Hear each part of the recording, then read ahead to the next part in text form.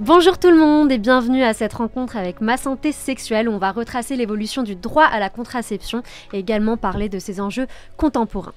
Donc l'idée après cette rencontre, c'est que en fait, tu sois beaucoup plus confiante vis-à-vis de tes choix, vis-à-vis de la contraception, en comprenant les enjeux à la fois historiques et contemporains de ce droit qui est aussi un droit fondamental, un droit humain fondamental.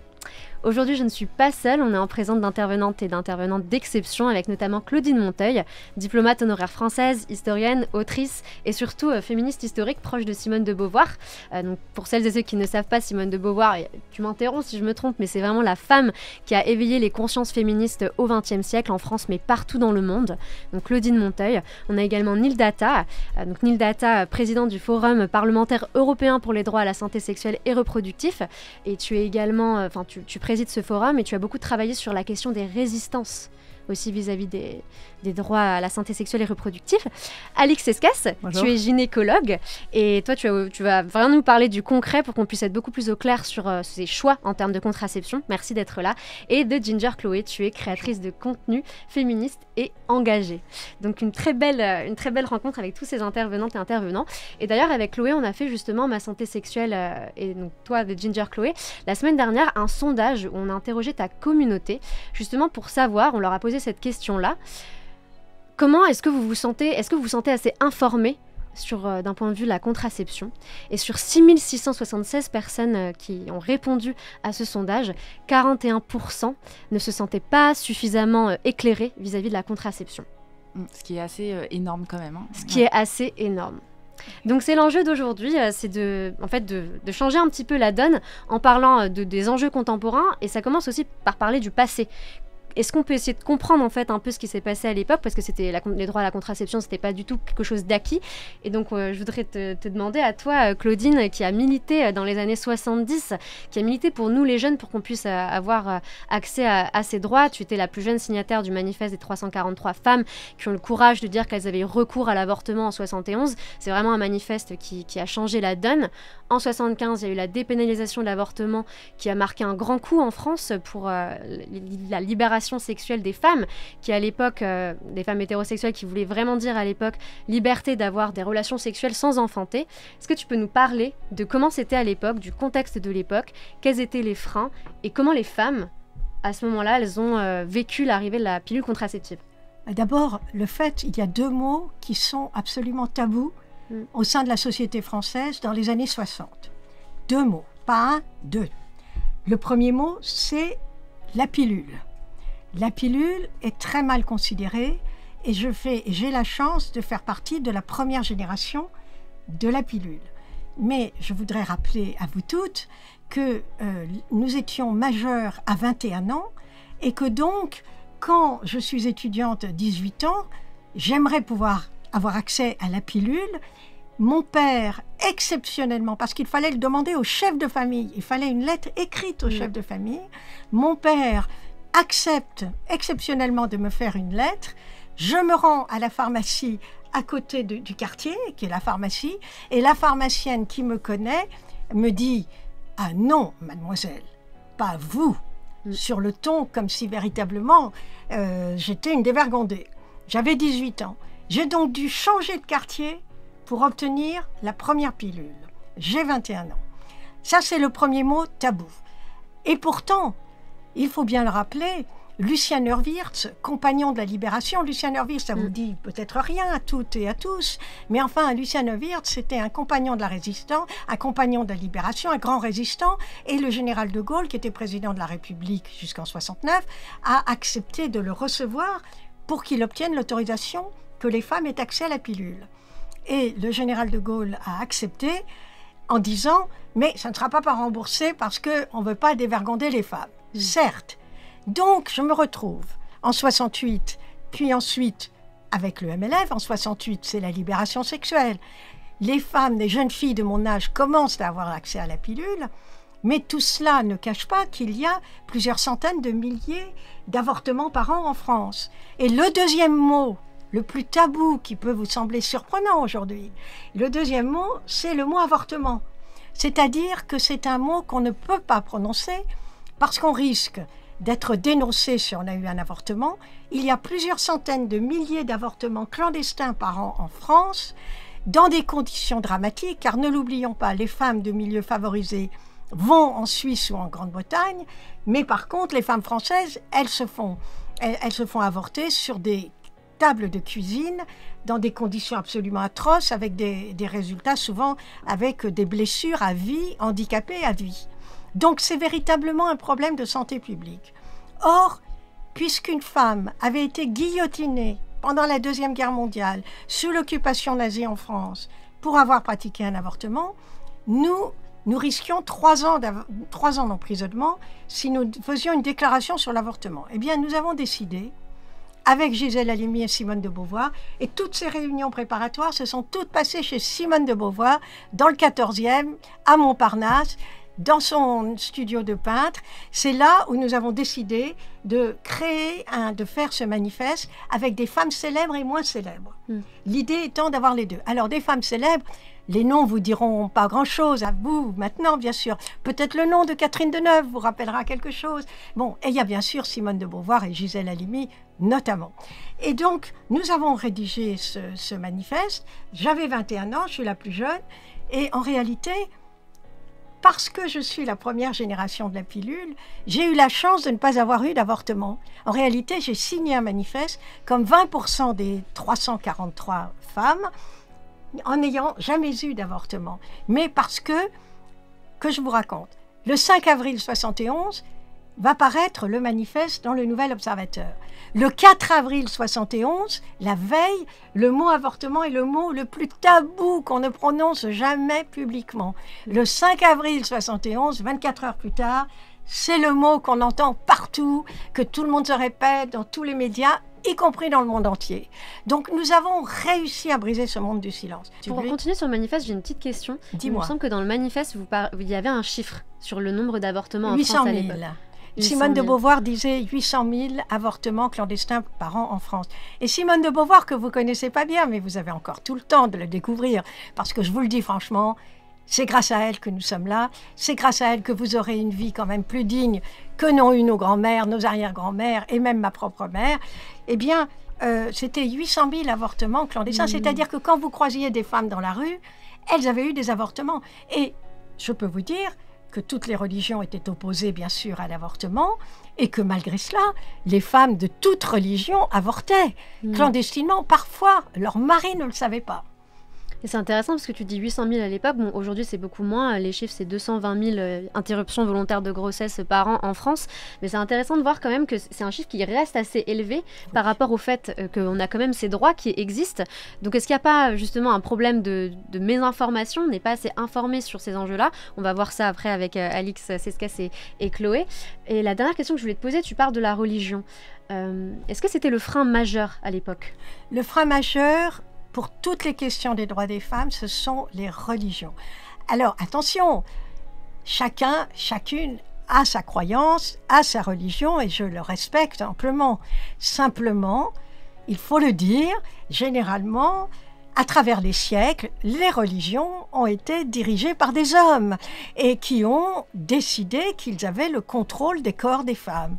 Eh bien, à partir du moment... Donc ça a été un choc, je vais vous le dire simplement, ça a été un scandale énorme quand nous avons publié ce manifeste, parce que des femmes osaient raconter leur histoire. Et quand nous avons préparé le procès de Bobigny, avec la fille de Marie-Claire et avec sa mère, qui ont été accusés d'avoir eu un avortement et d'avoir contribué à un avortement, eh bien, Gisèle Halimi a dit, maître Gisèle Halimi, qui est une femme extraordinaire aussi, qui j'espère vous inspirera pour le restant de votre vie également, eh bien, Gisèle Halimi, avocate, a déclaré devant les juges, moi aussi j'ai eu des avortements clandestins, donc elle aurait dû être arrêtée immédiatement. Mais bien sûr, ils n'ont pas osé. Mais surtout, elle a dit, regardez-vous, messieurs, car le tribunal était composé exclusivement d'hommes. Regardez-vous, messieurs, de quoi parlons-nous aujourd'hui? D'utérus, de toutes ces questions de contraception, de règles, etc. Est-ce que vous croyez vraiment que nous sommes à notre place et que nous devrions parler de cela devant un tribunal masculin? Donc c'est pour vous dire, je suis tellement heureuse que vous ayez cette discussion sur la contraception, sur les droits à la santé sexuelle et reproductive aujourd'hui. C'est formidable et je suis à la disposition pour vous écouter parce que c'est vraiment un sujet qui, à mon avis, est fondamental de par le monde. Et si tu permets, je voudrais juste conclure sur cette manière. Enfin, je reparlerai après, mais il y a les autres. Nos amis sont là.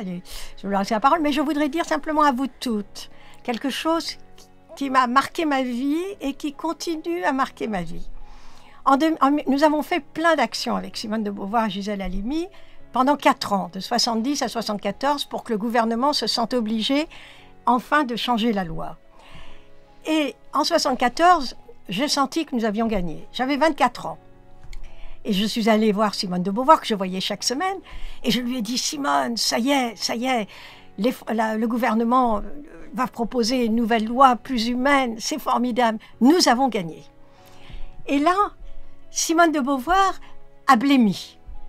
Elle a blémi, elle me connaissait depuis 4 ans, j'étais un peu comme une petite fille ou une petite nièce pour elle. Elle avait 64 ans, donc nous avions 40 ans de différence d'âge. Elle a blémi et elle me dit, mais non Claudine, nous n'avons pas gagné. Nous avons gagné temporairement. Il suffira d'une crise économique, politique ou religieuse pour que nos droits soient remis en question. Et elle m'a regardée comme une grand-mère regarde sa petite fille, et elle m'a dit, Claudine, votre vie durant, vous devrez demeurer vigilante. Eh bien, je n'ai jamais oublié, et c'est ça que je veux vous dire aussi aujourd'hui. Vous avez le droit à des droits, et c'est pour ça que je suis si heureuse que nous soyons toutes entre nous ici. Vous avez le droit à des droits, n'oubliez jamais, ils peuvent être mis en question. Mais aujourd'hui, c'est positif, nous sommes tous ensemble. Merci Claudine, c'est vrai qu'on vit quand même dans une époque où en France en tout cas les droits à la santé sexuelle et reproductive n'ont jamais été autant avancés, donc c'est grâce à vous, ces militantes du MLF, Simone de Beauvoir, Gisèle Halimi, Simone Veil, toutes ces femmes qui ont pu contribuer à cela. Je voulais revenir quand même sur les freins que tu as mentionnés à l'époque, donc là je vais plutôt m'adresser à toi Neil, pour parler justement de ces freins contemporains. Donc, on est dans les années 70, tu parlais de la religion, du fait aussi que c'était des hommes qui étaient plutôt au pouvoir, donc, et qui prenaient les décisions en fait pour les femmes. Est-ce que ces freins, ils ont disparu aujourd'hui? Est-ce qu'ils subsistent encore? De quelle manière en Europe et en France? Est-ce que tu peux nous en dire un peu plus? Oui, merci beaucoup pour cette question. Et puis aussi, juste pour commencer, que c'est avec beaucoup d'humilité que je suis Claudine avec son témoignage de ce qui s'est passé ici en France. Mais juste pour enchaîner avec l'exemple de Claudine, pour illustrer un petit peu comment ces droits peuvent être remis en cause. Alors que les femmes en France et dans d'autres pays du monde occidental, le monde soi-disant libre, parce que c'était la France, le Royaume-Uni, l'Italie, les États-Unis, le Canada, tous ces pays du monde libre sont passés plus ou moins par le même parcours, plus ou moins la même période, pendant les années 70. Pendant ce temps-là, où allaient les femmes suédoises pour pratiquer un avortement? Elles allaient en Pologne. Et regardez la Pologne maintenant.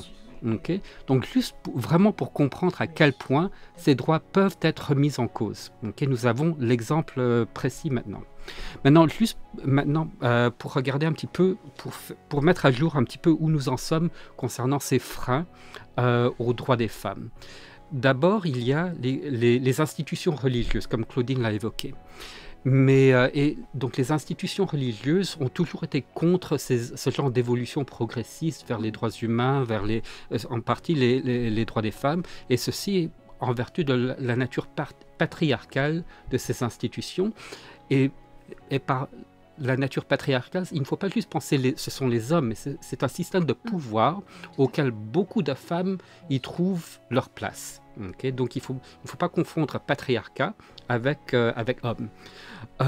Donc il y avait ces institutions religieuses qui freinaient. Mais ensuite, il y a eu des avancées. Il y a eu des avancées pendant les années 70, 80, etc. Donc, droit à l'IVG, contraception. Et d'ailleurs, le sénateur Neuwirth était membre du comité exécutif de notre organisation. Donc, je l'ai connu et il a amené ce... Tu l'as connu? Oui, oh oui. Oh, quelle chance! Et Non, mais un grand monsieur oui. qui a contribué à la fondation du planning familial en France. Oui. Enfin, maternité heureuse, puis planning familial. Enfin, c'est un très grand monsieur. Et il faut rendre aussi hommage aux hommes qui soutiennent les droits des femmes. Oui. C'est très important. Oui. Et donc, pendant ces années, donc, les institutions religieuses faisaient frein à ce genre d'évolution, mais il y a eu d'importants percées. Et là, il faudrait revenir aux années 90, en 94 et 95. Il y avait les grandes conférences onusiennes sur les questions de population en 94 et en 95 sur les femmes. La première a eu lieu au Caire, en Égypte, et la deuxième à Pékin. Celle à Pékin est bien connue. Oui. Ces deux réunions étaient importantes parce qu'elles ont ancré dans le vocabulaire onusien la notion de droit en matière de sexualité et de procréation. Et ça, c'est très important, okay? Parce que ceci a représenté une avancée importante sur laquelle s'est basé 25-30 ans d'avancée en termes de droits humains. Et des droits humains que nous prenons comme acquis maintenant. L'idée qu'il puisse y avoir un viol au sein d'un mariage est issue de cette période-là. Maintenant, le viol conjugal. Exactement. L'idée que l'excision n'est pas bien, est un crime. Avant, on le voyait dans la perspective d'une préférence culturelle. Okay, donc maintenant, il y a eu ces avancées. Ces avancées-là, pour nous autres, le monde progressiste, mais aussi pour n'importe qui soutient les droits humains, le droit des femmes, étaient perçues comme une défaite par une autre catégorie d'acteurs. Cette catégorie d'acteurs, ce sont certains pays très conservateurs, mais aussi surtout le Vatican. Okay. Et qu'est-ce qui s'est passé dans le monde catholique après ce qu'ils ont subi comme une défaite? Eh bien, ils ont commencé à réfléchir, un petit peu comme un parti politique réfléchit quand il subit une défaite. Pourquoi avons-nous perdu? Était-ce nos leaders, notre discours, notre stratégie? Pourquoi? Et à la fin des années 90, début des années 2000, on commence à voir des penseurs catholiques réfléchir sur cette question. Et puis ensuite, ils aboutissent début des années 2000 avec leurs idées. Ils ont perdu à cause de l'idéologie du genre. Okay? L'idéologie du genre, c'est une invention catholique pour expliquer leur défaite. Et donc, idéologie du genre, là-dedans, on peut mettre toutes les avancées progressistes qu'on n'aime pas. IVG, premièrement, contraception, divorce, homosexualité, on peut même mettre l'euthanasie là-dedans. Okay? L'idéologie du genre et tout ce qui est pas bien. Et avec l'idéologie du genre, on peut définir, une fois qu'on l'a nommé, on peut ensuite définir qui en sont les protagonistes. Donc il y a les féministes, les groupements LGBT, les laïcs, etc., les humanistes. Et comme ça, on peut identifier ses ennemis. Et une fois qu'ils ont fait ça, ils ont commencé à réfléchir. Ils les ont nommés, en fait. Exactement. Et ceci permet de construire une stratégie pour reconquérir du terrain. Et donc c'est à partir de là, début des années 2000, on a identifié l'idéologie du genre, les acteurs derrière l'idéologie du genre, tout en sachant que ça n'existe pas. C'est une invention catholique pour expliquer ce qu'ils ont perdu. Et ensuite, ils ont commencé à créer des nouvelles structures. Donc avant, il y avait les structures religieuses, et fin des années 70-80, il y avait les mouvements pro-vie qui se sont créés dans beaucoup de pays. Et à part une certaine force de nuisance à faire des trucs un petit peu pas corrects devant les centres de planning familiaux, ils n'avaient pas beaucoup de poids. Sauf à part peut-être en Italie, en Irlande, dans certains pays, mais ils n'avaient pas beaucoup de poids. Mais début des années 2010, là on commence à voir qu'il y a de nouvelles organisations qui se créent. Et ces nouvelles organisations sont modernes. Et on parle d'une autre catégorie d'acteurs. Ce ne sont plus les mouvements pro-vie, amateurs, petits, etc. Ce sont des mouvements professionnels avec 3 caractéristiques. D'abord, ils sont très professionnels. Ils comprennent comment fonctionne le pouvoir. Ce sont des juristes, des lobbyistes, des politiques. Ils peuvent rédiger un texte juridique, le présenter à un sénateur, sénatrice, député, et ça tient la route. Ils comprennent comment fonctionne le pouvoir. Deuxièmement, ils sont réseautés à l'échelle transnationale. Okay? Donc, les groupes français, ce ne sont pas des petits chrétiens qui sont là tout seuls dans leur patelin à faire leur machin. Ce sont des groupes professionnels qui ont des réunions avec leurs partenaires allemands, suédois, italiens, américains, brésiliens, etc. Et dans ces réunions, ils échangent des stratégies. ils apprennent les uns des autres, ils voient, ah ça a marché en Croatie, ça a marché en Lituanie ou en Irlande. Je peux le prendre, le contexte politique dans mon pays est tel et tel, je peux l'adapter de cette façon et je peux essayer de le lancer, on va voir ce que ça donne. C'est comme ça qu'on a vu qu'il y avait plusieurs initiatives pour limiter les droits des personnes du même sexe au mariage dans plusieurs pays d'Europe centrale et orientale, plus ou moins en même temps. Ils se sont pris les mêmes idées, les ont adaptées dans chaque pays. Et troisièmement, et ça c'est très important, ils ont développé la capacité de renouveler leur génération. Tout à fait. Je me rappelle quand moi j'ai commencé à travailler dans ce domaine, j'avais regardé les mouvements pro-vie, anti-IVG, anti-choix, etc. Et ça c'était il y a plus de 20 ans. Et par exemple, il y en a plusieurs ici en France que j'avais regardé et je voyais que le leadership était d'un certain âge. Et je me disais, bon, il suffit d'être patient, le problème va se résoudre. Eh bien, pas du tout. Ces nouvelles organisations ont pu créer des structures pour créer de nouvelles générations d'élites qui vont reprendre le combat. Et donc maintenant, malheureusement, le visage de ces mouvements anti-genre qu'on appelle, maintenant on les appelle plutôt anti-genre puisqu'ils ont un éventail plus élargi que l'avortement sur quoi elles campagnent. Les mouvements anti-genre, ils ont plus tendance à avoir un visage qui te ressemble plutôt qu'il me ressemble. Donc il y a beaucoup de femmes et de jeunes. Ah, de femmes aussi.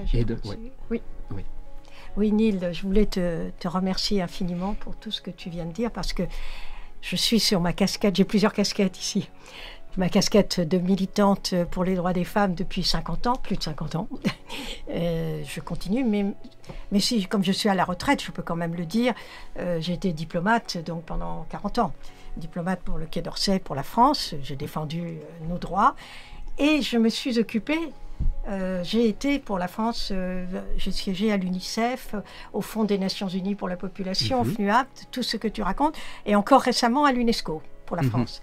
Et donc, véritablement, j'ai vu tout ce que tu viens de dire, je l'ai vu arriver, c'est-à-dire que dès que la France organise aux Nations Unies aujourd'hui un événement pour les droits à la santé sexuelle et reproductive, quand nous arrivons, il y a une jeune génération de jeunes étudiantes et étudiants qui sont là avec leur petit sac à dos devant la porte d'entrée quand nous allons avoir la salle de réunion, qui envahissent la salle. C'est-à-dire que celles et ceux qui voudraient entendre la position de la France sur les droits à la santé sexuelle et reproductive ne peuvent pas, parce que ont plus de difficultés, parce que la salle est déjà complètement envahie par la jeune génération que tu viens de mentionner, Neil. Donc je crois que c'est extrêmement important. Et si je peux me permettre, le mot que j'entends moi utiliser encore dans les instances des Nations Unies, eh bien c'est le mot famille. C'est-à-dire qu'on veut culpabiliser les hommes et les femmes qui se sentent concernés par toutes les questions de droit à la santé sexuelle et reproductive et de droit à la santé et à la contraception. Donc attention, nous ne sommes pas contre la famille. Je veux dire, nous avons tous des familles et nous avons des hommes dans notre vie également. Il faut bien comprendre, c'est pour ça que je vous le dis, non, les féministes ne sont pas contre la famille, ne sont pas contre les hommes. Ils sont pour qu'il y ait une société plus égalitaire et nous avons besoin, je le dis toujours, nous avons besoin aussi du soutien des hommes. Il y a toujours eu quelques hommes qui ont soutenu les femmes dans les droits. Et tu as eu raison, Neil. Je suis ravie que tu aies connu Lucien Neuwirth, ce qui n'a pas été mon cas, parce que il y a des hommes formidables qui interviennent. Et je dis ça, il faut que vos frères, vos cousins vous soutiennent. Merci Claudine. Donc c'est un mouvement qui est très puissant, en fait, si je comprends bien, et en France plus particulièrement. Parce que quand on regarde l'Atlas 2023 du Forum parlementaire européen des droits à la santé sexuelle et reproductive, la France est située en 2e place sur le classement sur 46 pays, il me semble bien, en termes de droits à la santé sexuelle et reproductive. Donc en France, on est censé être plutôt bien placé en termes de ces avancées. Est-ce que ces groupes-là sont aussi puissants donc en France? Toi, tu dis que tu avais pu en témoigner d'une manière assez directe. Est-ce que c'est le cas? Et quelles sont les dernières avancées en fait en France qui font que la France se situe au podium? Oui. Donc, Merci beaucoup. Il y a plusieurs questions dans ta question. Ok. Donc d'abord sur comment se positionne la France. Donc on a fait au moins 2 atlas qui sont très pertinents ici. L'atlas sur les politiques publiques de l'accès à la contraception et aussi un atlas sur les lois sur l'IVG. Et là, la France se positionne très très bien sur les 2 atlas, aussi bien sur l'accès à la contraception que sur les lois sur l'IVG. Ça ne veut pas dire que tout est parfait. Okay. Et vous, ici en France, vous savez mieux que tout le monde ce qu'il reste à faire. Mais par rapport aux autres pays, la France se positionne très très bien. Okay.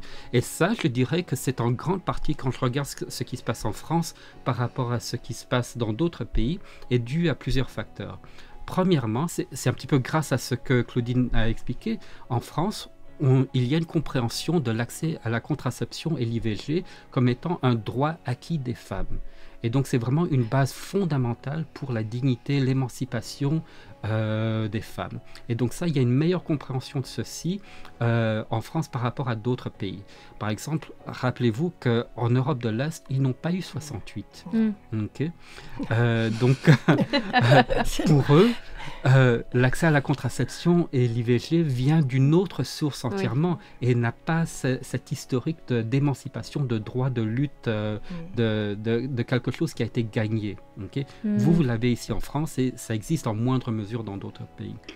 Autre élément qui est très important, c'est que vous avez une classe politique très active dans ce domaine et qui est largement, ça peut toujours améliorer, mais qui est largement à l'écoute de la société civile. Et donc là, c'est quelque chose qui est très important. C'est comme ça que vous avez eu un cadre législatif sur l'IVG qui a été très dynamique. Dès les années 90, vous avez eu des protections contre des tentatives d'ingérence des plannings familiaux contre certains groupes anti-IVG.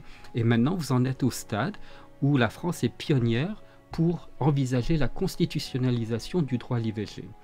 Et donc ça, c'est quand même très bien. Et donc, en ce qui concerne les groupes anti-genre, anti-IVG, anti-droit des femmes, ils existent dans quasiment tous les pays européens.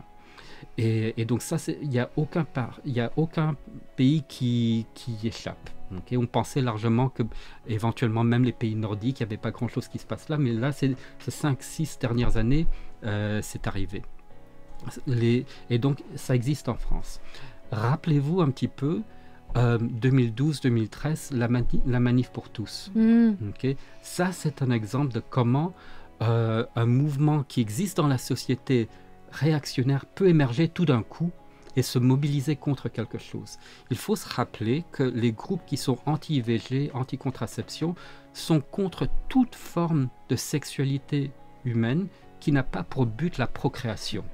Donc ça veut dire qu'ils sont contre la contraception, contre l'IVG, contre les droits des personnes du même sexe et aussi contre certaines autres, contre l'assistance, la procréation assistée, etc., pour d'autres raisons. Mais donc, ils sont actifs sur un certain domaine en fonction de ce qu'il y a sur le calendrier politique. Donc en 2013, c'était le mariage pour tous, donc ils se sont mobilisés pour cela. Une fois que la constitutionnalisation de l'IVG vraiment s'envole, je ne sais plus s'il y aura un référendum ou pas, mais éventuellement, quand vraiment ça commence à chauffer, on va les voir ressurgir. Et donc, ils sont capables de réapparaître quasiment n'importe où. Il y a certains chercheurs américains qui ont décrit le phénomène un petit peu comme qu'il fallait imaginer trois acteurs dans la société. D'abord, il y a un genre de conservatisme sociétal. Ce qu'ils ont appelé, j'essaie de traduire vers le français maintenant, des genres de réservoirs d'intolérance qui existent dans tous les pays, toutes les sociétés.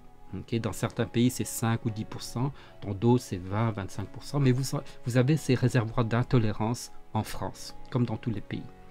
Ensuite, une autre catégorie d'acteurs, vous avez les acteurs anti-genre, ces groupes professionnels, transnationaux, qui ont pu se renouveler en termes de génération. Eux, ils produisent des idées qui peuvent se traduire en politique réelle ou des stratégies pour contrer des avancées progressistes.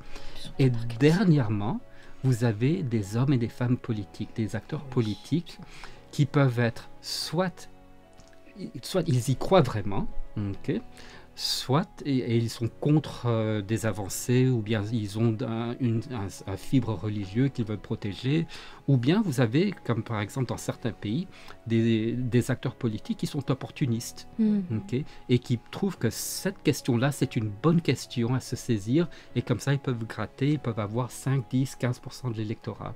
Ils vont faire avancer certaines choses. Donc c'est la combinaison de ces trois acteurs-là qui vont permettre une certaine mobilisation. Et vous avez ces trois acteurs, en France, qui n'est en ce moment pas vraiment mobilisés, mais qui pourraient l'être à n'importe... Ouais. Ça met un peu la chair de poule, hein. Ils sont très bien organisés. Je peux juste te donner un exemple pour aller dans le sens, et puis parce qu'il y a quand même... Oui, on va y passer juste après. Chloé, qui les pauvres ont deux personnes qui m'amarrent. Je voudrais simplement pour vous, les jeunes, vous raconter juste une anecdote extraordinaire au moment où nous nous sommes battus pendant ces années pour le droit à l'avortement et à la contraception libre et gratuite. Eh bien, un jour, j'étais dans le local du MLF, et je vois arriver deux jeunes femmes ravissantes, très sympas. Et elles me disent, Madame, on est prêt à négocier, à témoigner pour vous, à aller devant toutes les télés, parce que vous comprenez, nous sommes chacune la maîtresse d'un député français, et chacun de ce député français est contre l'avortement et ne veut pas voter la loi pour l'avortement. Alors qu'ils nous ont obligés à avorter quand on est tombé enceinte. Alors, madame, est-ce que vous ne voulez pas qu'on vienne témoigner? Alors, je leur ai dit, écoutez, si vous faites ça, votre vie et votre carrière est détruite. Hein. Donc, peut-être, attendons un peu. Mais c'est pour vous dire, ce que Neil, tu viens de dire, Neil, quand tu parles du fait de l'hypocrisie, moi, je me suis retrouvée comme ça de temps en temps avec des jeunes femmes qui même m'abordaient dans la rue en me disant « C'est un député, c'est un député opposé à l'avortement qui m'a obligée à avorter. » Voilà. L'hypocrisie généralisée. L'hypocrisie généralisée. Mais je ne veux pas retarder. Et d'ailleurs, la pauvre Alix. C'est passionnant pour nous aussi. Hein. Tout à l'heure, tu parlais de mai 68, qui vraiment en France est perçu aussi comme un moment clé pour la libération sexuelle, mais en réalité, pour les femmes, c'était vraiment le MLF. Je tenais C'est-à-dire, je voulais vous dire souligner ça. Que les groupes politiques étudiants en mai 68, ils étaient... Nous avons aimé, nous avons explosé. Ça a été vraiment une libération, mai 68. Mais en même temps, quand on s'est retrouvés dans les groupes étudiants après 68, c'était tous une bande de petits machos qui savaient tout sur tout et qui ne nous donnaient pas la parole. C'est pour ça que nous avons fait le MLF. C'est parce que nous voulions entre nous pouvoir enfin parler, faire avancer les droits des femmes. Or, eux, ils nous disaient tout le temps d'un air méprisant, mais non, ça va changer quand il y aura la révolution. La révolution, tu parles. On sait comment ça se passe pour les femmes. Elles sont incitées à faire la révolution et après à rentrer à la maison. Donc, c'est tout ça pour dire que véritablement, mai 68 n'a pas eu que des défauts. Nous avons voulu changer le monde pour nous et pour vous. Nous avons voulu changer le monde tout de suite, sans attendre, comme en mai 68 nous voulions le faire. Et la libération sexuelle des femmes, c'était vraiment le MLF, c'était vraiment Claudine et ses copines. Et Simone de Beauvoir. Est-ce que je peux juste dire un tout petit mot pour faire un peu la liaison? C'est passionnant ce que tu racontes, Claudine, et moi qui suis gynécologue en ville avec des patientes de tout âge qui viennent me raconter leur qualité de vie, leur sexualité, leur vie de famille ou pas, leur envie d'enfant ou pas. J'ai l'impression que maintenant que c'est acquis, l'IVG, la contraception, il y a plutôt un retour en arrière de beaucoup de jeunes qui disent la contraception très bien, mais ma qualité de vie, mes effets secondaires, etc. Et ça me paraît vraiment primordial de vous le dire, à vous toutes les jeunes, tous les jeunes qui nous écoutez, que en fait vous avez une chance immense d'avoir le choix. Un choix que nos grands-mères n'ont pas eu, et cette libération de la sexualité, de pouvoir dire je peux avoir un rapport sexuel sans craindre une grossesse, c'est une chance immense, il faut commencer par ça. Et après, évidemment, alors on en reparlera largement, mais les professionnels de santé, on est là pour vous aider à trouver le bon moyen, la bonne façon de faire qui change au long de la vie, qui change en fonction de votre vie, de votre couple, etc. Mais voilà, il faut commencer par ça, et moi, c'est souvent ce que je dis en consultation. Effectivement, ce n'est pas parfait, mais vous avez cette chance d'avoir le choix que n'ont pas eu nos grands-mères. Voilà. Oui, c'est la problématique actuelle, et du coup, merci d'avoir commencé, parce qu'on va pouvoir parler de ce sujet-là. Justement, alors moi, j'ai 28 ans, je suis une fille de 1995, je crois que toi aussi, Chloé. On a le même âge. On a le même âge. Mais moi, j'ai vraiment eu ce sentiment d'être pas du tout informée en fait sur la contraception, ou très peu. Et quand je suis allée chez le gynécologue, puisque c'était un homme pour la première fois quand j'avais peut-être 15-16 ans, on m'a vraiment présenté la pilule contraceptive comme la seule option. Je voulais savoir si c'était la même chose pour toi, donc Chloé. Oui, moi ça a été à peu près la même chose. Je l'ai prise, je pense que j'avais l'âge de 15 ans, donc c'était assez jeune. Après, on est un petit peu sensibilisé à l'école. Ouais. On a quelques cours parfois de sensibilisation, mais bon, ça reste très en surface et voilà, il y a certaines notions qui sont absentes. Ouais, moi, j'étais dans un collège-lycée catholique où il n'y avait que des filles, donc j'imagine que ça a peut-être joué un rôle aussi. Mais donc voilà, Chloé, toi, tu es créatrice de contenu engagée. On te remercie pour tout ton engagement sur les réseaux sociaux et pour tout ton humour aussi que tu mets avec ça. Et tu as interrogé ta communauté sur toutes ces questions liées à la contraception et aux droits sexuels et reproductifs. Donc je te laisse la parole pour justement représenter cette voix de ta communauté qu'on a envie d'entendre maintenant. Bah oui, c'est vrai que je leur ai demandé si elles avaient des questions et j'ai eu énormément de réponses parce que c'est un sujet vraiment qui intéresse. Enfin, on voit que c'est quelque chose qui préoccupe beaucoup les personnes dans leur quotidien parce que ça a vraiment un impact direct dans leur vie. Et du coup, l'une des premières questions, c'est quels sont les piliers de la santé sexuelle ? Alors en fait là je me suis appuyée sur le plan de santé sexuelle du gouvernement de 2021-2024. En fait il y a 3 piliers très importants. Il y a le premier pilier qui est la prévention et le dépistage des IST, les infections sexuellement transmissibles. Alors évidemment le VIH, mais aussi le papillomavirus qui donne des cancers du col. Donc ça c'est vraiment un pilier important. Il y a un deuxième pilier qui est un pilier d'éducation à la sexualité. Alors à la fois des jeunes, on en a parlé dans les collèges, les lycées, à la fois de former les professionnels pour qu'on sache répondre aux questions de sexualité, de contraception, etc. Et puis le dernier pilier qui est très important pour nous aujourd'hui, c'est l'accès aux soins, l'accès à la contraception, l'accès à l'IVG, et puis justement permettre aux jeunes et aux moins jeunes d'avoir ces explications personnalisées, parce que c'est vraiment ça la contraception, pour pouvoir trouver ce qui leur correspond au mieux. Merci, c'est vrai qu'il ne faut pas oublier tous ces volets-là. En deuxième question, j'ai eu, à partir de quel âge faut-il s'intéresser à sa contraception ? Alors en fait, il n'y a pas d'âge. Évidemment, l'idée c'est dès les premiers rapports sexuels, notamment pour la contraception. Après, pour la santé sexuelle, c'est même avant ça, parce que justement la formation, l'éducation, ça peut commencer avant les premiers rapports sexuels. Le vaccin papillomavirus dont je vous parlais, il est recommandé en France entre 11 et 14 ans pour la prévention du cancer du col de l'utérus, donc avant les premiers rapports sexuels. Évidemment, dès que les jeunes ont des questions, et en fait le gouvernement dit entre 12 et 25 ans, la contraception est complètement remboursée et prise en charge. Donc en fait, dès les premières règles, on pourrait avoir besoin d'une contraception. Okay. Donc pas vraiment d'âge. D'accord, merci. Qui peut nous accompagner dans la gestion de notre santé sexuelle ? Vers quel praticien on peut se tourner ? Alors en fait, il y a 3 grands types de praticiens qui peuvent notamment prescrire une contraception. Donc c'est des médecins ou des sages-femmes, médecins généralistes, gynécologues, sages-femmes, quelquefois pédiatres quand c'est un petit peu jeune. Et évidemment, les acteurs de la santé sexuelle, c'est beaucoup plus élargi que ça. Donc c'est, je sais pas, les infirmières scolaires, c'est la personne qui va parler de santé sexuelle affective à l'école, c'est un psychologue, c'est même des gens de la famille, etc. Mais effectivement, voilà, les acteurs qui peuvent prescrire en tout cas une contraception, c'est sages-femmes, gynécologue et puis médecin traitant. Et on peut aussi aller au planning familial si on a besoin. Je me souviens y être allée une fois dans ma jeunesse et c'est vrai que c'était aussi intéressant d'avoir accès à ce type d'établissement.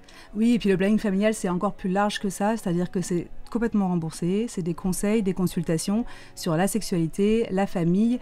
Effectivement, c'est très large et ça permet justement de ne pas avoir forcément une consultation avec un médecin de 20 minutes pour parler d'un sujet de contraception.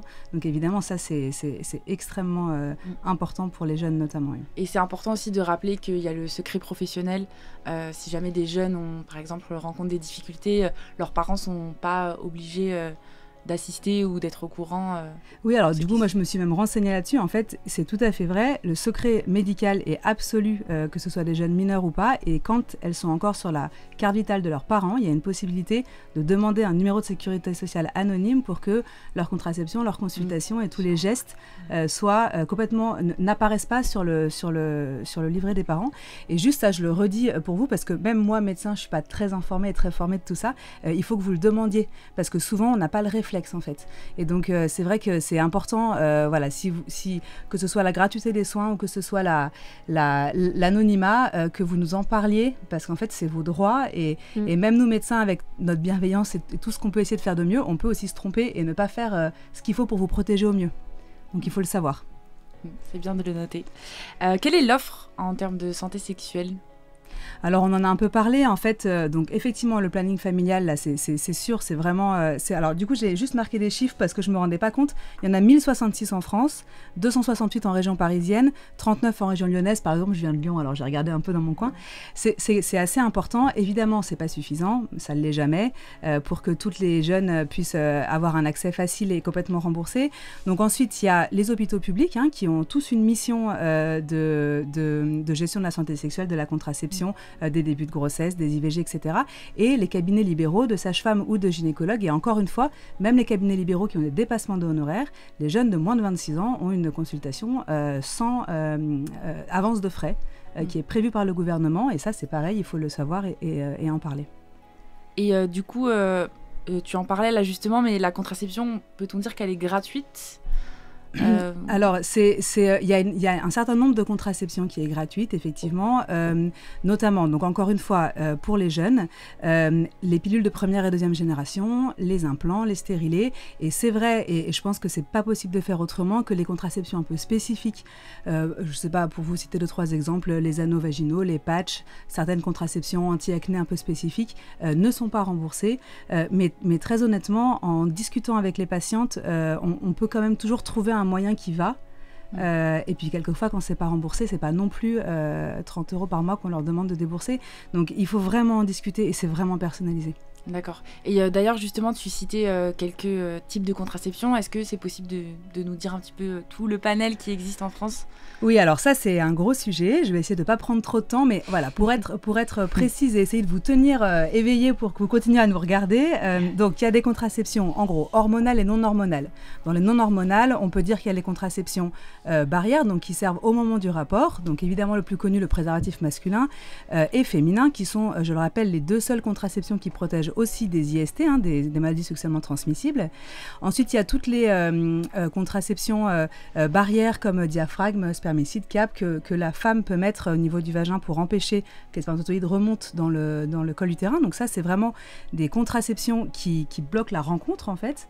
Et ensuite, dans les non-hormonales, il y a des contraceptions un peu plus longue durée, entre guillemets, par exemple le stérilet au cuivre, qui est donc la seule contraception non hormonale, excusez-moi, un peu longue durée et réversible, qui en fait empêche la remontée des spermatozoïdes en créant une inflammation. Et si par hasard il y a quand même un embryon, il n'y a pas d'implantation à cause de cette inflammation. Donc c'est vraiment un moyen, je trouve, qui est de plus en plus à la mode, entre guillemets. En tout cas, encore une fois, il faut trouver celui qui vous convient et ça peut très bien être le stérilet. Et maintenant, plus de tabou, on peut tout à fait poser des stérilets à des femmes qui n'ont pas eu d'enfant, ce qui n'était pas le cas pendant un long moment. Après, on a toutes les contraceptions hormonales. Donc ces contraceptions hormonales, en gros, leur boulot, c'est de bloquer l'ovulation. Plus d'ovulation, plus de risque de grossesse. En bloquant l'ovulation, on a deux moyens de le faire. Soit on vous donne des pilules avec des oestrogènes et des progestatives. Globalement, c'est des pilules qui bloquent l'ovulation et en échange, elles vous donnent vos hormones comme si vous aviez un cycle naturel. Donc elles vous font un peu ressembler au cycle naturel. Donc toute la question, c'est comment est-ce que votre corps tolère d'avoir des hormones fabriquées au lieu d'avoir vos hormones naturelles. Donc voilà. Et le deuxième grand type de pilules hormonales, c'est des pilules progestatives seules, notamment pour les patientes qui ont des contre-indications aux oestrogènes, qui se prennent au long cours. Donc ça peut être sous forme de stérilet, de pilules, d'implants, et qui, a priori, bloquent les règles. Toutes les contraceptions, quelles qu'elles soient, ont des bénéfices et des risques, ont des effets secondaires ou pas, et en plus peuvent avoir des effets secondaires à certains moments de la vie et d'autres à d'autres moments. Ce qui fait que pour nous, le gynéco, voilà, c'est personnalisé, on fait des essais, on vous suit, on vous lâche pas, on vous revoit quelques mois après pour trouver la bonne contraception, et quelquefois, oui, il faut en essayer plusieurs, et c'est pas parce que votre mère ou votre copine a cette contraception qui marche qu'elle vous ira à vous. Donc vous êtes obligé de prendre un peu votre mal en patience. Mais encore une fois, c'est quand même une chance. Donc en fait, il faut tout simplement aller consulter, en parler, et on peut faire le choix en fonction de nos habitudes de vie ou des facteurs de risque. Par exemple, je sais que si on est fumeuse, on peut pas forcément prendre certains types de contraception, mais voilà, c'est vraiment au cas par cas. Donc effectivement, la contraception, c'est quand même pas rien. Après, il faut se rappeler que on a trouvé un moyen de bloquer l'ovulation en ayant le moins d'effets secondaires possible et de manière réversible. Il n'y a pas beaucoup d'autres choses dans le corps humain qu'on sait faire de la même manière. Donc effectivement, voilà, il faut encore une fois, je ne sais pas comment dire, être un petit peu tolérant aussi. Et puis évidemment que la qualité de vie prime, et quelquefois la bonne contraception, c'est pas de contraception ou une contraception naturelle ou une décision en couple d'observation. Enfin, tout est possible, mais en tout cas, voilà, il faut se connaître et puis essayer. Exactement. Je pense que c'est le meilleur moyen de savoir. Et trouver effectivement un professionnel de confiance, ça c'est sûr. C'est ça, c'est primordial.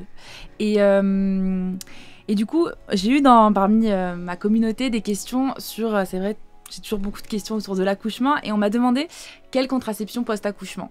Est-ce qu'il y en a une en spécifique qui est recommandée ou pas ? Alors, donc post-accouchement, en termes médical purs, on a une augmentation du risque de phlébite et d'AVC juste liée à la grossesse et à l'accouchement. Donc pendant les 6 semaines post-accouchement et pendant tout l'allaitement, il y a certaines contraceptions contenant des oestrogènes qui sont contre-indiquées. Donc souvent on prescrit des pilules progestatives au long cours, qu'on prescrit à partir de J21 post-accouchement.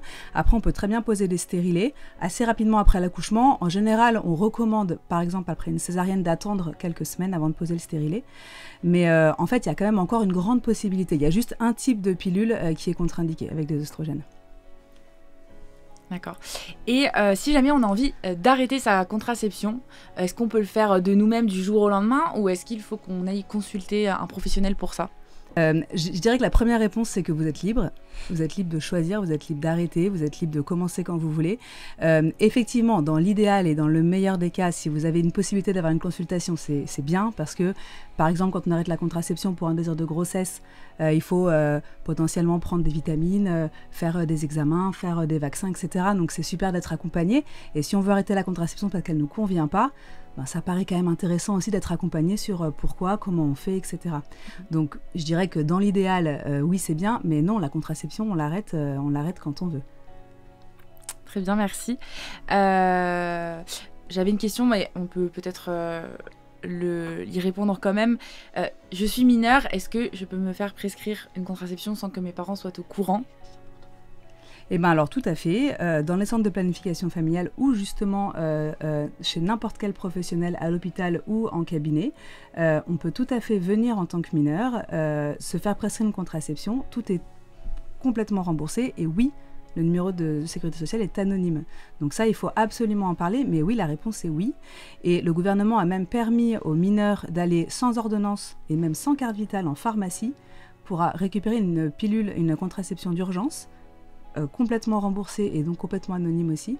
Donc on a quand même justement des avancées en France sur les droits de la femme qui permettent aux jeunes qui le savent, parce qu'encore une fois faut-il le savoir, de pouvoir se protéger au mieux. Ouais.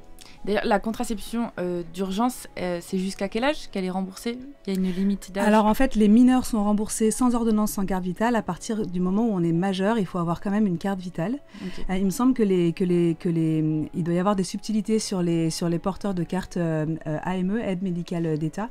Mais en tout cas, c'est de toute manière toujours gratuit en pharmacie. D'accord. Depuis récemment, ça ? Oui, tout à fait. C'est janvier 2023, je crois. Donc c'est très récent. J'ai vraiment l'impression de venir d'un autre monde. Bah oui, vraiment, mais ça me comble de joie. Mais c'est pour ça que je trouve que votre témoignage est extrêmement important. Parce je me dis que nous n'avons pas perdu notre temps. Non, mais en même temps, il faut que les jeunes entendent que c'est un combat. Oui, mais il faut que vous sachiez qu'il va falloir continuer à vous battre. Oui, aussi. Vous savez, l'engagement pour les droits des femmes, c'est un engagement à vie. Il faut bien vous le dire. Et les droits des femmes, c'est vos droits et ce seront aussi le droit de vos filles, de vos sœurs, de vos petites filles plus tard. Vous êtes encore trop jeunes, mais quand même, ne l'oubliez pas. C'est vrai. Puis on avait une dernière question qui nous démange, mais je pense que tout le monde se la pose un petit peu. Déjà la communauté de Chloé et puis tout le monde ici. Je te laisse la poser, Chloé, c'est une question pour Alix et Nil. Pourquoi la contraception est-ce un sujet qui est encore considéré comme féminin plutôt que masculin ? Parce que c'est vrai que depuis tout à l'heure, toutes les méthodes dont tu parles, finalement, on parle que d'ovules, d'utérus et les hommes alors. Je peux peut-être commencer par le côté médical, si ça te va. Oui, oui, vas-y. Alors, ce qui existe effectivement pour les hommes aujourd'hui, c'est le préservatif masculin et la vasectomie, qui est donc une contraception définitive où on bloque les canaux qui permettent aux spermatozoïdes de sortir. Donc, il n'y a plus de rencontres possibles. C'est effectivement des méthodes un peu extrêmes dans les deux cas, c'est-à-dire un cas où c'est vraiment que pendant les rapports et puis un cas où c'est vraiment définitif. C'est évidemment une question extrêmement importante et juste pour le rappeler parce que effectivement on parlait des hommes qui se sont battus pour le combat féministe. Moi j'ai quand même de plus en plus de couples qui viennent en consultation et notamment de jeunes qui viennent en couple pour parler de contraception. Ça c'est quand même des grandes avancées et c'est super. Donc les hommes se sentent quand même concernés par la contraception, moi je trouve. Alors après, en tout cas dans ma population de patientèle. Et je pense que on a aussi mis un mot sur ça. On parle de charge mentale, charge sexuelle. Ouais, charge sexuelle exactement. Et je pense que c'est assez nouveau. Moi j'en avais jamais entendu parler et quand j'étais plus jeune, je m'étais jamais posé la question. Et là ça fait quelques années que je me dis, pourquoi c'est moi qui dois toujours m'occuper de la contraception et subir en même temps, payer les frais de tout ça et les effets secondaires. Donc, alors moi j'ai quand même une réponse un peu médicale, un peu pour prendre le contre-pied aussi, même si évidemment enfin voilà, c'est que quand même c'est la femme qui porte la grossesse et que quand même si on avait une pilule masculine et que l'homme oubliait sa pilule, c'était quand même la femme qui en porterait les conséquences. Donc l'autonomie de la contraception c'est extrêmement important que la femme continue à garder son autonomie de contraception. Et je pense qu'une contraception masculine peut se passer uniquement dans le cadre de couples consentants, assez éclairés et intelligents pour prendre les choses correctement, parce que mine de rien, quand on est enceinte, c'est quand même la femme qui subit soit l'IVG, soit le congé maternité, soit le bébé, donc on peut pas quand même dire qu'on est complètement égaux sur ce point. Sujet de couple, parce que c'est un sujet de rapport sexuel hétérosexuel à deux, quand même, c'est pas tout à fait égal. Après, c'est évidemment important qu'on puisse en parler et puis inciter un peu alors les essais cliniques, l'industrie pharmaceutique à s'intéresser à ce type de sujet.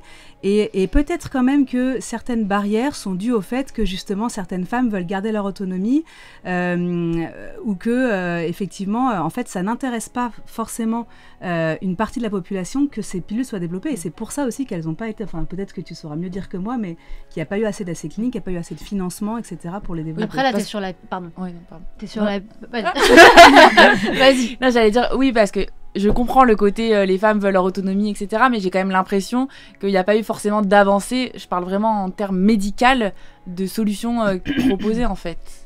Surtout, il y a d'autres, il n'y a pas que la pilule, il y a la vasectomie, il y a d'autres solutions. Donc, tu n'as pas mentionné.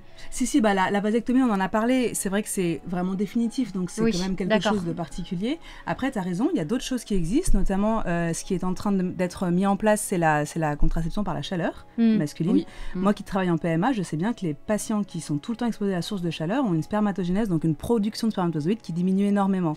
Et ça, c'est quelque chose d'intéressant parce que c'est réversible, sans effet secondaire. Et donc, c'est pas encore validé par l'OMS comme contraception masculine, mais on est en train de faire des études et moi j'ai des patientes qui me disent est-ce qu'on peut essayer les slips chauffants, les anneaux pour remonter les testicules, faire un spermogramme chez l'homme à 3 mois, voir s'il reste des spermatozoïdes, mais effectivement c'est pas encore parfait.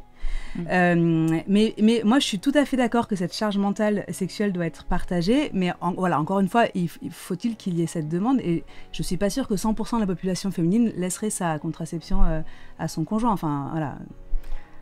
Si je peux me permettre, sur la vasectomie, je voudrais dire, parce que comme je suis encore impliquée dans les droits des femmes aux États-Unis notamment, où j'ai beaucoup de contacts, compte tenu de la situation sur l'avortement aux États-Unis, un certain nombre d'hommes décident qu'on leur applique une vasectomie. Ça, c'est la première chose. La deuxième, c'est sur la contraception. C'est une différence de génération. Mais moi, je sais que je n'aurais confié à personne ma contraception. Je veux dire par là que j'aurais aimé qu'on puisse faire confiance aux hommes, et je crois, comme tu l'as dit, Alix, que ça peut se concevoir vraiment dans une relation de couple qui s'entende bien, enfin, où il n'y ait pas de problème et dans le couple, pour effectivement que l'homme assume la contraception. Mais pour le reste, je sais que ma génération sait compter sur ses propres forces. Moi, en tout cas, je pourrais largement... dans un cadre de couple où j'ai de la confiance, moi j'ai une contraception et je la prends pas pour ma qualité de vie, je la prends purement pour ne pas tomber enceinte. Donc clairement, si je pouvais me l'éviter, je le ferais. Et je pense aussi qu'il y a quand même une très grosse partie de la population qui est en couple, donc je pense que c'est quand même un sujet qui touche des millions de personnes. Et je pense aussi que que il y a aussi beaucoup de personnes qui ont déjà eu des enfants et qui arrivent à un âge où ils n'en veulent plus. Et donc là, c'est aussi la question qui se pose quand on a déjà eu les enfants qu'on n'en veut plus. Je connais 2 jeunes couples de 40 ans dont l'homme vient de décider d'avoir une vasectomie. Mais ça, c'est vrai que c'est... Comme tu dis. C'est ça. Ça, c'est vrai que c'est très développé dans les pays anglo-saxons. Oui. Moi, j'ai travaillé au Canada à un moment. Il y avait énormément d'hommes, et je dirais la moitié de la population après 40 ans qui avait une vasectomie. Et en France, il y a effectivement encore un frein psychologique de vasectomie, virilité. C'est virilité. Le lien avec la masculinité, la virilité. La façon dont tu l'as expliqué, je suis tout à fait d'accord. Ce sont les femmes qui vont subir les conséquences d'un manque de contraception ou d'une contraception ratée. Donc, les hommes peuvent prendre responsabilité, mais il y aura toujours une limite sur la responsabilité qu'ils peuvent prendre d'une façon réaliste. Et donc ça, il faut en être conscient. Ensuite, avec les modes de contraception qui existent pour les hommes, comme tu l'as dit, c'est le préservatif et la vasectomie. La vasectomie, c'est très bien, mais pour les hommes qui ont déjà réussi leur projet de famille et qui sont en couple stable, etc. Nous avons tous passé par un stade de notre vie où nous ne sommes pas encore en couple stable et nous n'avons pas encore réalisé notre projet de famille, mais nous sommes actifs au niveau sexuel. Et donc là se pose la question, il y aura toujours besoin d'une contraception pour les femmes, pour les hommes. Celle qui existe est bien adaptée pour d'autres stades de la vie. En ce qui concerne les autres types, là, par la chaleur, etc., ça, je crois qu'on en revient un petit peu à la même chose. C'est, étant donné que les conséquences seront subies par les femmes, il faut se demander à quel point les femmes vont faire confiance aux hommes et à quel point les hommes sont vraiment fiables. Oui, mais pourquoi on n'essaye pas? Parce qu'en fait, ça demande un financement énorme de faire ces études. Et moi, ce que je regardais là dans les études d'opinion, c'est qu'il y avait quand même 50% des femmes qui disaient ne touchez pas à ma contraception. Donc ça fait déjà la moitié des femmes qui veulent pas. Et donc en fait, les industries pharmaceutiques, pour l'instant, n'ont pas d'intérêt financier à aller financer des études extrêmement chères. Et malheureusement, c'est dommage parce que je suis complètement d'accord. Peut-être qu'avec le temps, avec la culture, avec de plus en plus d'hommes qui le feraient, on pourrait en venir à des contraceptions et puis des couples qui choisiraient ça et qui seraient très heureux de ça. Mais malheureusement, il y a aussi l'aspect financier qui dit que pour l'instant, pour pouvoir fabriquer des nouveaux médicaments, il faut que c'est quand même un intérêt financier pour les labos. Et on comprend aussi, parce que... J'aurais aimé pouvoir conclure en disant que le futur, c'est la contraception masculine, mais peut-être pas encore, alors pour l'instant. Et peut-être quelque chose qui reste à faire, ce serait plus de sensibilisation pour que les hommes puissent accepter la vasectomie en France et en Europe. Puisque ça peut se faire dans d'autres pays. Il n'y a pas de raison pourquoi ça devrait être aussi inconcevable en France. Si je peux me permettre, dans le sens de ce que Neil vient de dire, moi ce que je trouve formidable tous et toutes ensemble, c'est quand même combien ça a évolué ces 50 années par rapport à quand moi j'ai eu ma première contraception à 18 ans, il y a longtemps. Non, c'est pour dire simplement que j'ai confiance dans la jeunesse et ce que tu as dit Alix sur le Canada et les hommes et la vasectomie, c'est très encourageant. Et ce que tu dis Neil, sur le fait qu'il faudrait le diffuser plus, moi j'ai confiance, parce que quand je vois tout le chemin qui a été parcouru en 50 ans, malgré les oppositions, malgré les éléments réactionnaires, eh bien je trouve que ça avance, donc continuez, répandez, donnez l'information, et je trouve que c'est très très bien que nous ayons parlé de tout cela aujourd'hui. Donc si j'ai bien compris, le futur de la contraception, c'est pour toi la jeunesse? Moi, Simone de Beauvoir nous a fait confiance, à nous les jeunes femmes engagées, alors que nous avions 40 ans de différence d'âge, qu'elle était l'une des femmes les plus célèbres au monde avec son livre Le deuxième sexe, qui est traduit dans plus de 50 langues. Eh bien, elle nous a fait confiance et elle a eu raison, parce que nous avons fait avancer, elle disait toujours que nous allions plus loin que ce qu'elle avait imaginé. Eh bien, moi, j'ai confiance dans la jeunesse. Je sais que vous allez plus loin que nous, ce que nous avons imaginé. J'ai confiance, c'est votre vie, vous allez la réussir. Et c'était ça aussi l'intérêt de cette rencontre, c'est vraiment cet aspect intergénérationnel, de montrer cette historique, voilà, des femmes comme toi qui se sont battues pour nous, des femmes et des hommes qui se sont battus pour nous dans les années 70 et même avant pour nos droits à la santé sexuelle et reproductive. On a eu aussi ce panorama un peu politique avec toi, Neil, merci beaucoup pour ça. Le concret avec Alix et puis la voix des jeunes avec Chloé. Donc c'était aussi l'intérêt de cette rencontre.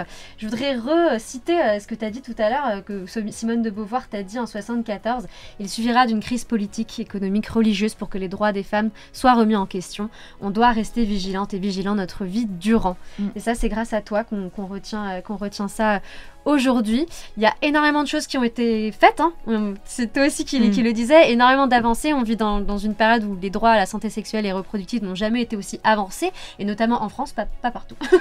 Mais notamment en France. On peut s'en réjouir. On peut s'en réjouir. C'est vraiment quelque chose... On peut se rendre compte que c'est une chance. Exactement. C'est quelque chose d'incroyablement réjouissant. Mieux que rien, c'est pas assez. Il y a encore du travail, mais en tout cas, on en est là. Donc, merci tout le monde de nous avoir regardés. Merci beaucoup. Si vous avez des questions à poser complémentaires, supplémentaires vis-à-vis de tout ce qui s'est dit aujourd'hui, n'hésitez pas à commenter la vidéo et puis à suivre sur Instagram Ma Santé Sexuelle. Comme ça, vous ne louperez rien vis-à-vis des sujets liés à la santé des femmes.